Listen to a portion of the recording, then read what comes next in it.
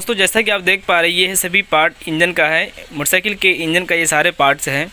आज मैं आपको बताने वाला हूं कि कौन कौन से पार्ट ख़राब होने से क्या क्या दिक्कतें होती है, कौन कौन से पार्ट ख़राब होने से किस तरह की साउंड आती है इंजन के अंदर से। अगर आपकी गाड़ी वाइट स्मोक दे रही है, सफ़ेद धुआं दे रही है और आप उस गाड़ी को बनवाना चाहते हैं, या फिर आपके इंजन से बहुत सारी आवाज़ आ रही है, बहुत तरह की इंजन से साउंड आ रही है, तो आपको किस तरह की इंजन बनवानी चाहिए वो चीज़ें मैं आपको बताने वाला हूँ इस वीडियो में। अगर आप मेरे चैनल पहली बार हैं, चैनल को सब्सक्राइब कर लीजिए और साथ में बेल आइकन को प्रेस कर लीजिए, क्योंकि मैं इसी तरीके से मोटरसाइकिल से रिलेटेड वीडियो लाता रहता हूँ। तो देख सकते हैं हमारे पास ये जो पार्ट्स है दोस्तों, जो काम की चीज़ें हैं जो अक्सर हम मैकेनिक लोग चेंज करते हैं। और भी चीज़ें मैं आपको दिखाना चाहूँगा। एक ये पार्ट है, एक चीज़ और मैं आपको दिखाता हूँ, एक ये वाला पार्ट है। तो यहाँ पे जितने भी सारे पार्ट्स रखे हुए हैं सभी पार्ट्स के बारे में बताऊंगा, कौन कौन सा पार्ट ख़राब होने से क्या दिक्कतें होती है और किस तरह की साउंड आती है, जो आप पता कर पाएंगे कि ये पार्ट ख़राब है, ये पुर्जा ख़राब है। तो देखिए सबसे पहले मैं आपको नाम बता देता हूँ कि ये सभी पार्ट के नाम क्या क्या है। ये हो गया सिलेंडर ब्लॉक, जो धुएँ को रोकने में काम करता है और कंप्रेसर बनाने के काम में आता है, जो गाड़ी स्टार्ट भी होती है इसकी मदद से। और ये हो गया क्लच हाउसिंग, जो क्लच प्लेट इसके साथ से जुड़ा हुआ होता है और इसके ज़रिए से हमारे क्रैंक भी घूमता है। और ये होता है, ये जीपीडी पेनियन है जो क्रैंक में लगा हुआ होता है, जिसके साथ क्लच हाउसिंग और ये जीपीडी से कनेक्ट रहता है। ये हो गया टाइमिंग चेन, जो क्रैंक से लेकर आगे हेड तक का काम करता है। हेड के जितने भी पार्ट्स होते हैं, बाल होते हैं, जितने भी पार्ट होते हैं उसके अंदर, उस सभी को चलाने में ये मदद करता है। ये हो गया पिस्टन दोस्तों, इंजन के कंप्रेसर से लेकर इंजन के ऑयल को रोकने तक का ये काम करता है, ठीक है। और ये हो गया क्लच हब और ये हो गया clutch centre. Clutch hub, clutch centre, ये दोनों मिलकर क्लच प्लेट को साथ देता है। क्लच प्लेट इसी के बीच में लगता है। आपने वीडियो देखे होंगे इससे पहले कि क्लच प्लेट और क्लच सेंटर अब किस तरीके से फिटिंग होता है। ये देख सकते हैं, ये हो गया टाइमिंग चेन का स्प्रॉकेट, ये हो गया रोलर। और ये है दोस्तों जो इंजन के अंदर होता है क्रैंक। इसे क्रैंक की कनेक्टिंग बोलते हैं, कनेक्टिंग रॉड बोलते हैं। इसकी भी मैं आपको बहुत अच्छी तरीके से आपको जानकारी देने वाला हूँ, ठीक है, कि इसके आवाज़ को भी पता कर सकते हैं और इसे ख़राब होने से क्या क्या दिक्कतें होती हैं। तो चलिए मैं इधर से ही शुरुआत करूँगा। अगर आपकी गाड़ी सफ़ेद धुआं मार रही है, वाइट स्मोक दे रही है साइलेंसर के ज़रिए से, तो आपकी गाड़ी के जो सिलेंडर ब्लॉक है इसके अंदर काम है। इसके अंदर ये काम है कि इसके अंदर एक रिंग और पिस्टन लगता है। जैसा कि मैंने आपको कहा कि ये पिस्टन एयर कंप्रेसर और कंप्रेशन बनाने में और इंजन ऑयल को रोकने में मदद करता है। तो कंप्रेसर आपकी बनी हुई रहती है, गाड़ी स्टार्ट रहती है, लेकिन इंजन ऑयल रोक नहीं पाता है, ये इसका काम है। इसके अंदर जो रिंग लगी हुई है दोस्तों, ये रिंग देख सकते हैं, इसे हम बोलते हैं पिस्टन रिंग।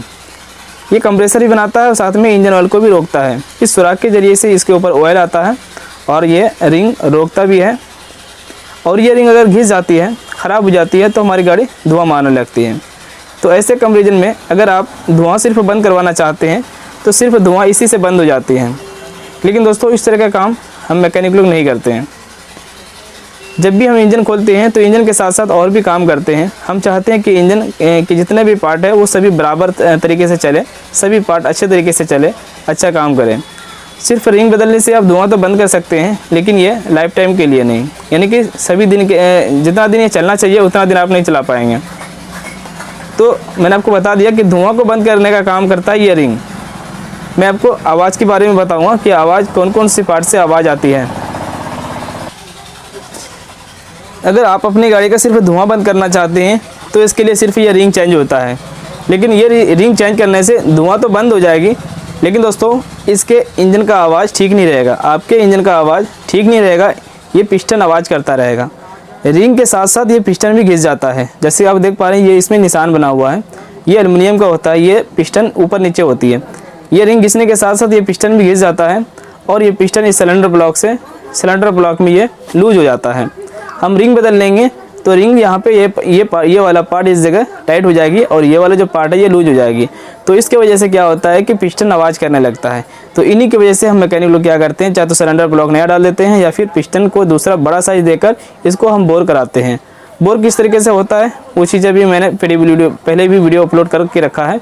साथ में आप साइड में स्क्रीन पर भी देख सकते हैं कि इसको क्या काम करना पड़ता है। तो दोस्तों मैंने आपको बता दिया धुआं के विषय में।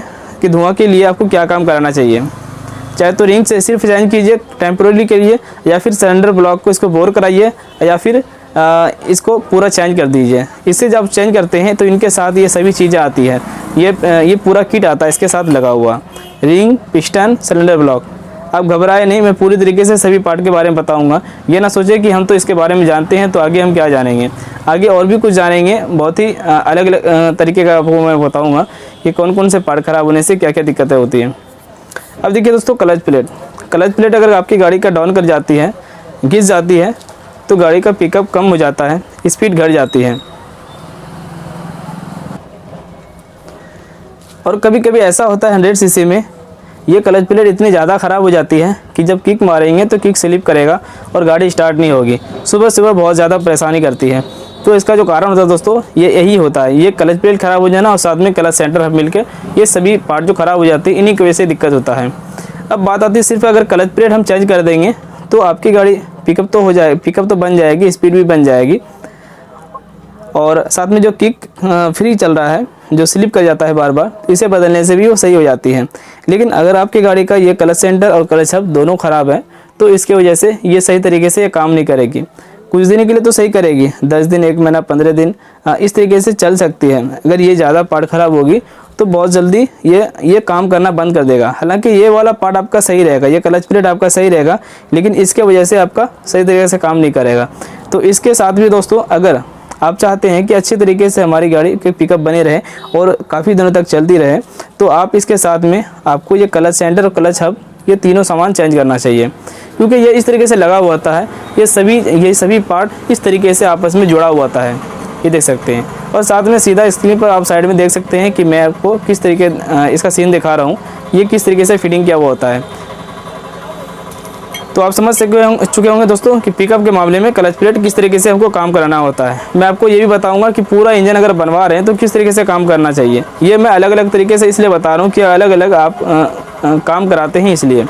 अब टाइमिंग चेन की अगर बात करें तो टाइमिंग चेन के बारे में भी इससे पहले मैंने वीडियो बना रखा है, चाहे तो आप उसे भी देख सकते हैं, या देखे होंगे तो आप पता होगा कि मैंने उस वीडियो में क्या बताया। अगर ये टाइमिंग चेन लूज हो जाती है तो हम सिर्फ टाइमिंग चेन को बदल के ही इंजन के आवाज़ को सही नहीं कर सकते हैं। ये टाइमिंग चेन अगर लूज हो जाती है तो इंजन से झर की आवाज़ आती है। फर्स्ट, अगर आपकी गाड़ी पहली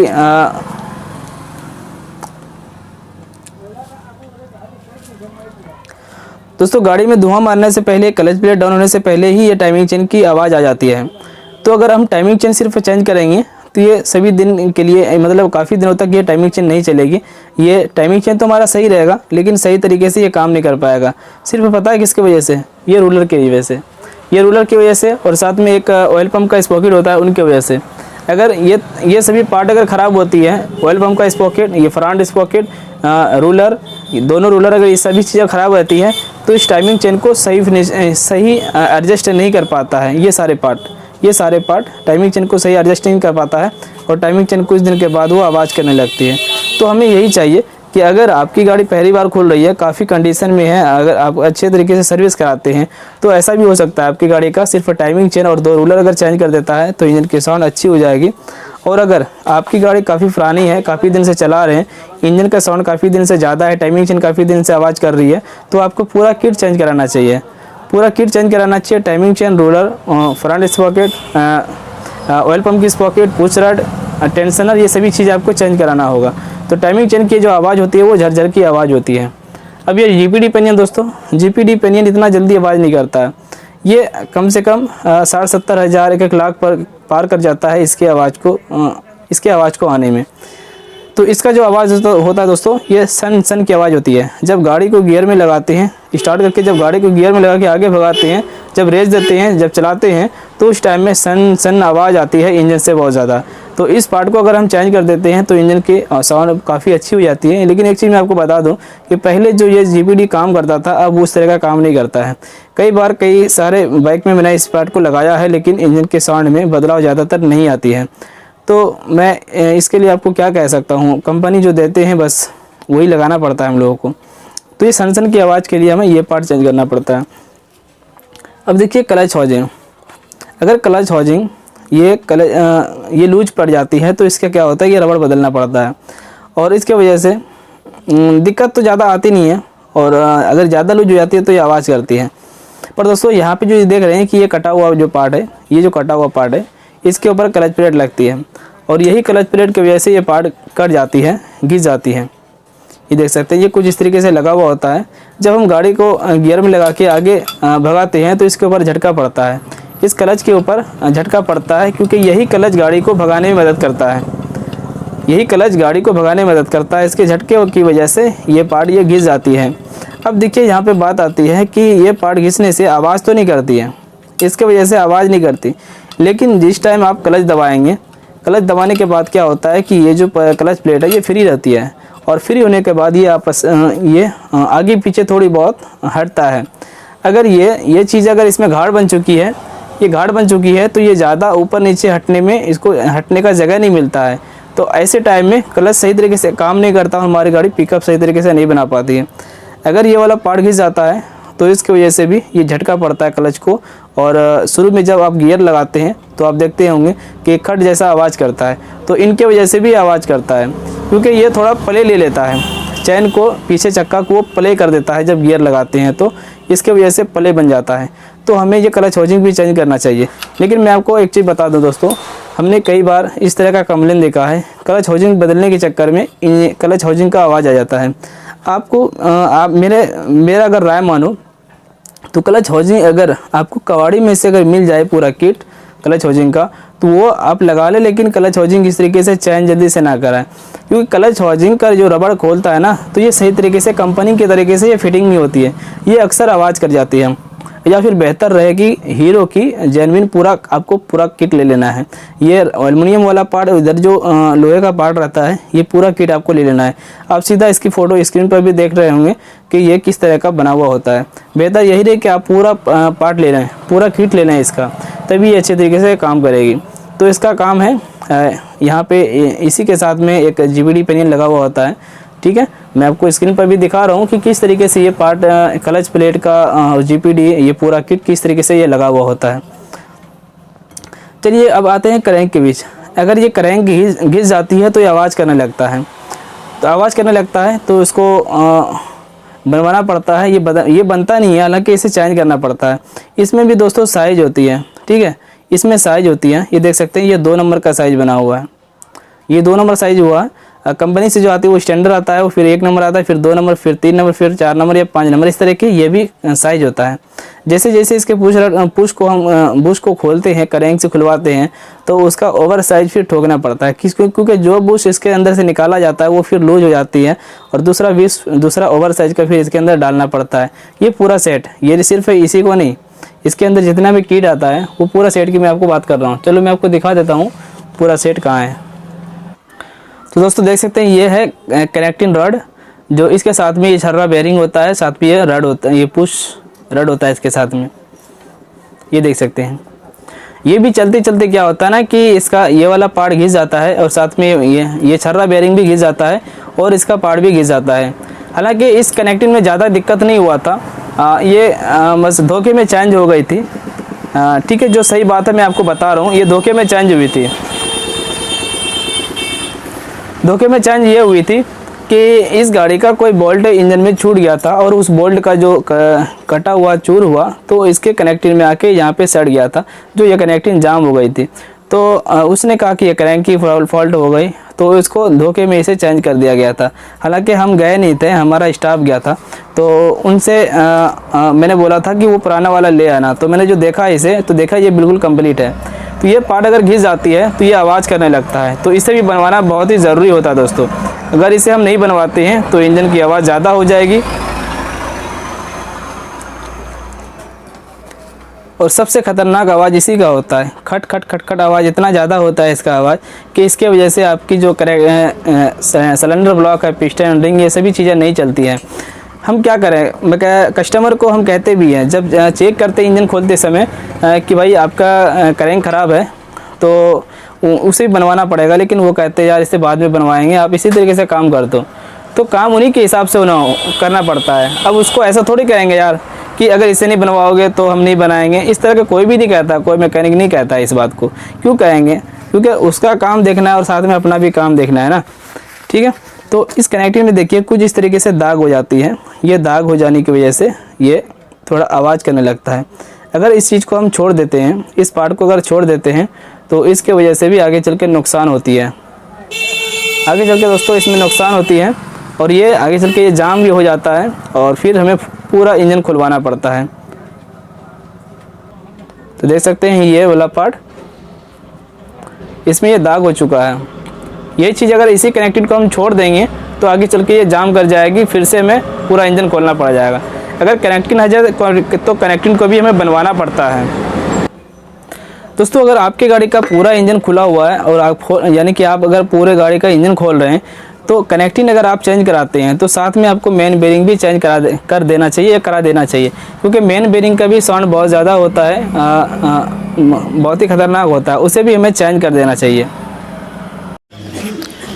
तो दोस्तों आपको मैंने कई सारी जानकारियाँ शेयर किया, और अगर आपकी गाड़ी धुआं मार रही है, आपकी गाड़ी का इंजन बनेगा तो आप मैकेनिक को दिखाएं, मैकेनिक के ज़रिए से ही काम होगा। अगर गाड़ी कुछ ज़्यादा ही साउंड कर रही है इंजन से तो मैकेनिक को दिखाएं, वो अपने बताएंगे कि हाफ इंजन का काम करना होगा या फुल इंजन का काम करना होगा। सिर्फ हेड सिलेंडर बोर करने से हो जाएंगे या फिर पूरा ब्लॉक किट चेंज करना पड़ेगा, वो सारी चीज़ें जो है दोस्तों वो एक मैकेनिक के ज़रिए से ही पता लगाया जा सकता है। बाकी मैंने जो इस वीडियो में बताया आप सारी बातें समझ चुके होंगे कि मैंने आपको किस तरह की जानकारी दी। ठीक है, आई होप कि इस वीडियो से कुछ सीखने को मिला होगा। वीडियो को लाइक और शेयर करें, चैनल को सब्सक्राइब करें और बेल आइकन को प्रेस कर दें। लोग मेरे दुकान का एड्रेस मांगते हैं तो मैं हर वीडियो के डिस्क्रिप्शन के नीचे मैं डाल देता हूं कि हमारा दुकान का जो एड्रेस है वो कहां है। वैसे आप लोकेशन में देख सकते हैं कि उसमें आपको सिर्फ लिखना है कासिम ऑटो नरैनी, जो आप सीधा स्क्रीन पर देख पा रहे हैं। इसी तरीके से आपको लिखना है लोकेशन में, तो उसे अगर आप सर्च करेंगे लोकेशन में तो वहाँ से आपको पता चल जाएगी आपकी वहाँ से मैं कितना दूर हूँ। अगर आप नज़दीकी है तो आप हमसे ज़रूर संपर्क करें।